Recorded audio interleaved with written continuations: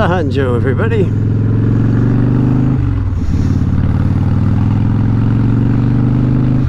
How you doing? This is a delayed, it's a rhetorical question until you answer me. So, anyway, yeah, so here we go. It's New England, just outside of Boston. It is February, what is it, 9th or 10th, something like that. I think it's the 10th. And, geez, here I am on the Bug Smasher. Oh, New England. Got some crazy weather here. You just never know. That's why I don't like to put my bike away. Though I must say, if I had a nice garage with power and lights and whatever in it, then I wouldn't feel so bad. But I'd love to get it out and get the battery charged. All right, same old story. Enough about that.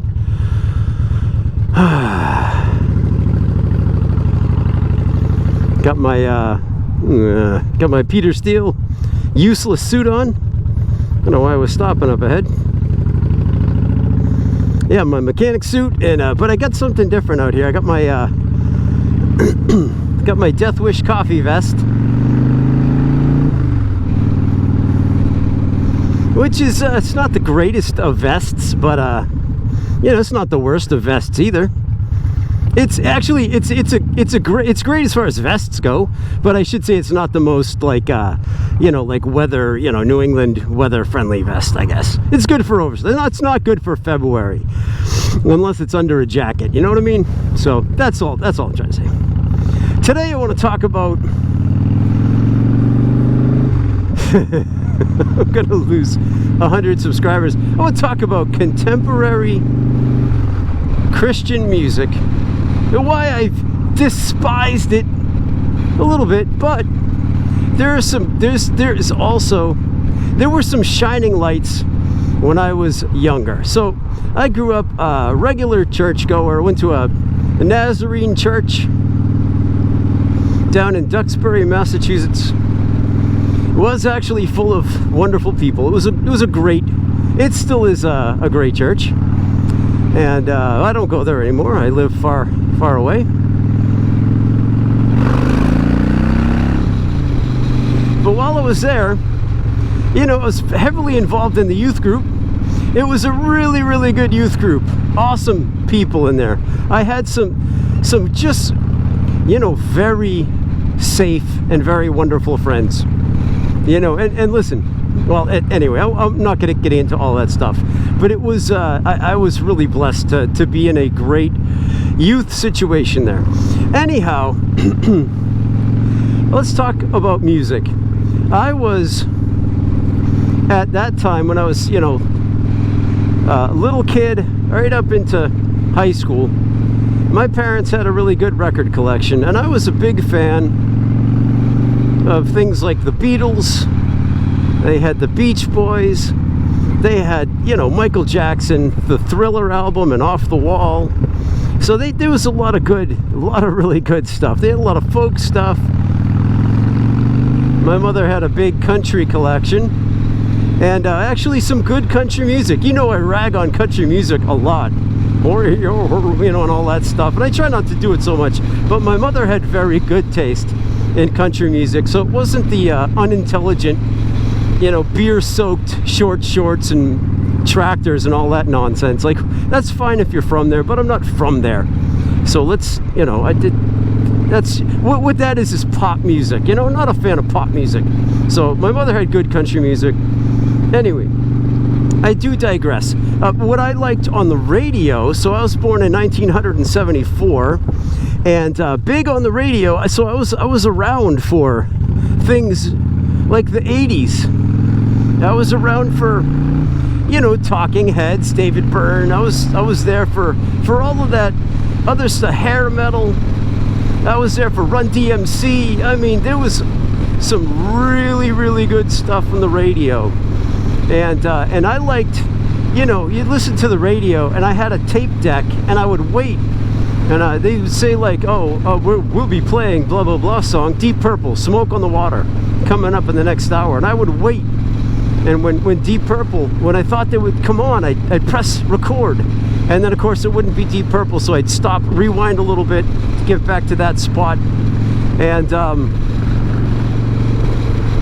anyway, that's how I had to find new music, because it really didn't feel, I don't think my parents were comfortable with me bringing home certain music based on album covers necessarily, because it was really hard to vet music back then because there was no internet. Oh yeah, I'm that old. There was no internet for me anyway. There may have been for Al Gore or whoever, but there was no internet for me. So, but I loved stuff like Deep Purple. I loved, Scorpions, Rat, Van Halen, The Police. There was some just unbelievable music on in the 80s. But then I'm at church, and there was contemporary Christian music, which always seemed to me to be a decade or two behind. And not in a good way, not in a retro way, but in a depressing sort of way. So it was like embarrassing. There was really nothing that I wanted to bring in school and play that wouldn't have just been embarrassing. So like my friend Billy, he had EMF. Unbelievable, the things you say, your Purple Prose gives you away, like unbelievable. And that was like, using that song in a Larry Bird, Magic Johnson, Larry Bird, Michael what is going on? Sorry, I am wildly undercaffeinated. Earvin Magic Johnson of the Los Angeles Lakers, who at that time played in the very intimidating Great Western Forum. So Larry Bird played in the mighty Boston Garden, and Magic Johnson played in the Great Western Forum. Intimidating places to come. And there was a great compilation of game-winning shots and deep threes by Magic Johnson and Larry Bird, and it was set to the tune of Unbelievable by EMF. And that song gets you. So I used to, like, my friend would let me borrow his Walkman. We'd swatch. My goodness. Did I say I'm wearing my Death Wish coffee vest? Clearly I'm out of Death Wish. I can't afford to buy Death Wish coffee, but occasionally people will give it to me as a gift, and I I really appreciate it. But when it's gone, baby, it's gone, and I'm back to whatever they sell at Aldi's. But anyhow, well, so what did I have to reciprocate? Like, can I listen to Unbelievable and you can listen to whatever I have on my Walkman? Well, there wasn't a lot of great stuff, but I just wanted to share a couple of standouts from when I was a kid that were in the contemporary Christian catalog that I was not embarrassed by. One of them was a hair metal band, a hair metal Christian band. They were called Shout. And you may have heard of Ken Tamplin. Ken Tamplin was like the lead guitarist, and they had two lead guitarists, so Ken Tamplin and Chuck King. And they had really good, their album, It Won't Be Long. Now, if you listen to it now, it might sound a little bit dated, but the guitar work, you cannot deny the brilliance of the guitar work on that album. Really, really good. Shout, It Won't Be Long. And of course, it's right out of the 80s. We got teased hair and leather pants, and the music kind of sounds like it. But I was not embarrassed. At the time, that was killer music. Could not believe that it was Christian music.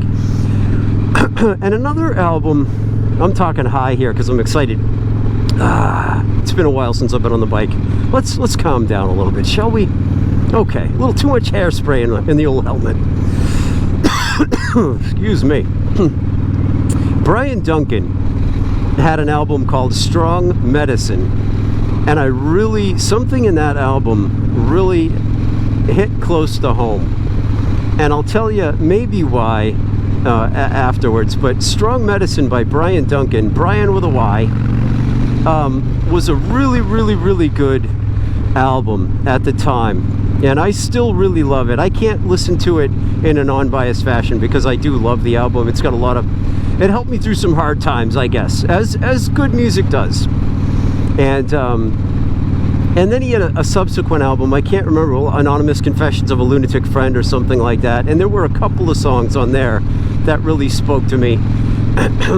But those two albums are just, I wanted to mention those because I was not embarrassed by those albums. And Brian Duncan, as it would turn out, was an active alcoholic back then, and was really struggling with being a man of faith and someone professing faith and hope, but just struggling with the addiction, the alcohol addiction, and it really came through to me. Now, I wasn't a full-blown alcoholic then. I hadn't touched a drop of alcohol, but I feel like I was born an alcoholic. You know what I mean? And I've talked about this in the past. It's no surprise. I haven't touched a drink in as of now over 8.5 years, something like that. But I could drink today if I'm not disciplined. I could throw it all out the window. But it's been a good long streak, which I intend to keep. And but I feel like I don't know anybody else out there. I felt like I was an alcoholic from birth. All I needed was that first drink to unlock the code, to open that door in my brain. And I believe that came through in Brian Duncan's music somehow. There was an honesty, a gut-wrenching sort of, honesty. There's some goofy songs on there too, but in some of these songs, like Strong Medicine, the title song, and a couple others on there, it really, really, really resonated as someone who wasn't just singing the words. Like, this guy meant every word. He felt every feeling he was singing about, and that really resonated. Honesty in songwriting.